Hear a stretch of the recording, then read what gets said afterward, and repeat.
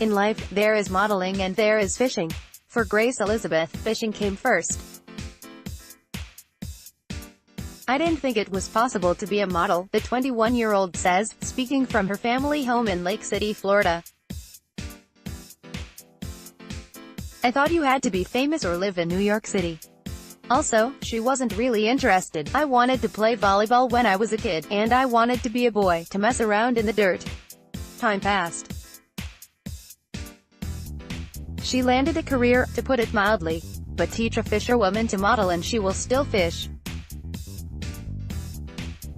Suwannee River is near here, Grace Elizabeth says on a rare day off, and my aunt and uncle live on a lake.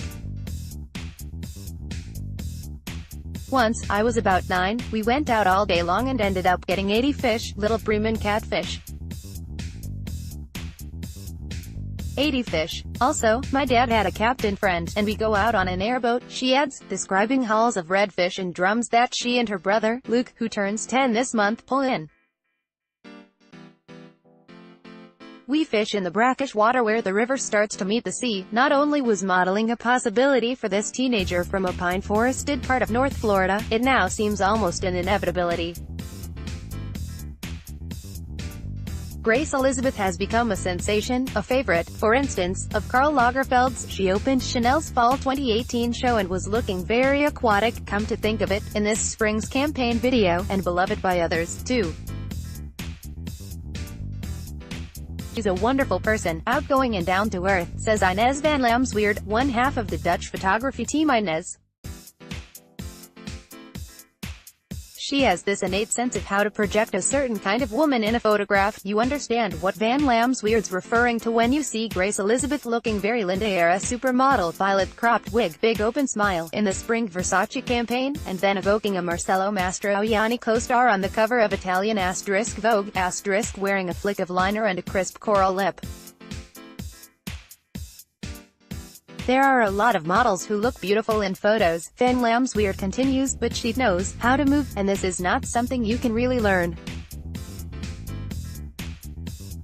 You are born with it, and all the greats over the years have had it. It's not much of a surprise, then, that Grace Elizabeth has just been announced as the newest face of Estée Lauder, and astute students of beauty will recall that she is not the first model to wield a rod and reel.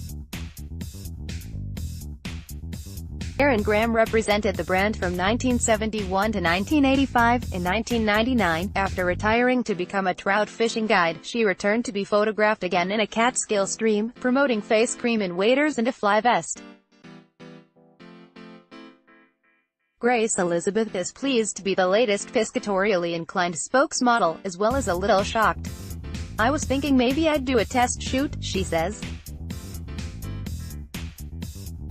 But just like that, she joined an all-star team, Carolyn Murphy, Hillary Rhoda, all these beautiful strong women, with the emphasis, for Grace Elizabeth, on team.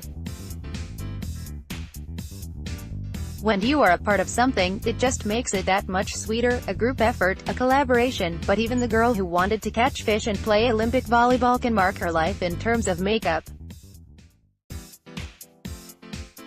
At age 4, she got into the cosmetics that her mother kept out of reach above the refrigerator. I drew lots of circles on my face, not sure where I was going with that. Her grandmother worked the Estée Lauder booth at the mall. When Grace Elizabeth broke the news to her family, we all kind of freaked, she says. Now she's become something of a fragrance and makeup expert, which she credits to her experience in the field. I like to pay attention to what the makeup artists do, what the stylists do, she says. It's not, in my opinion, enough to just show up and have your picture taken. You want to understand what everyone's trying to create. It's your job to take what they have given to you and blow it out of the park. Makeup, she argues, amplifies that expressive potential. It magnifies what you're feeling, she says. Off-camera, she used to the classics, like bright red lipstick, which makes her a perfect face for Lauder's new high-end collection launching this September. I also love a nude pouty lip, she adds, referring to the way in which Brigitte Bardot overdrew the contours of her Cupid's bow.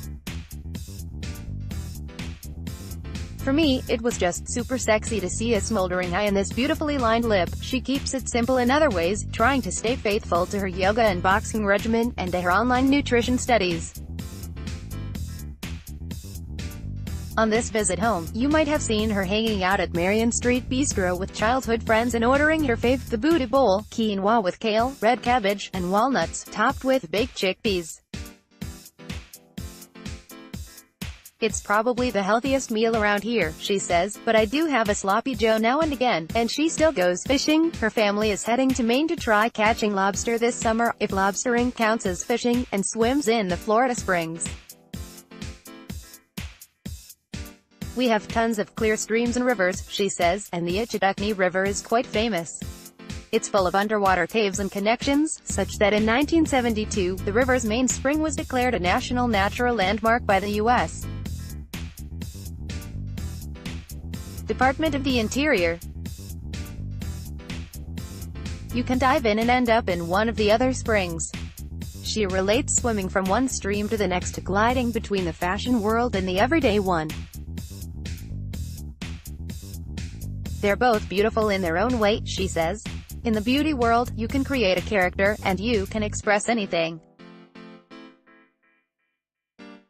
And then you can take a step away, in this story. Photographed by Vicky King. Fashion editor, Katie Burnett. Hair, Thomas Tuzes. Makeup, Jen Miles. Set design, Ian Salter. Production, 3:60 p.m. Photographed in a West Copake, NY.